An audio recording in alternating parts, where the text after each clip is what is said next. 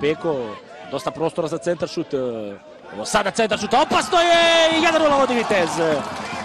1:0 vodi Vitez, zasluženo, apsolutno, mislim da je Livaja strijelac protiv svog bivšeg kluba. Gledajte sada koliko je vremena imao za centar šut Peko, svo vrijeme ovog svijeta i onda odličan centar šut na zaboravljenog Livaju koji matira Kjosevskog.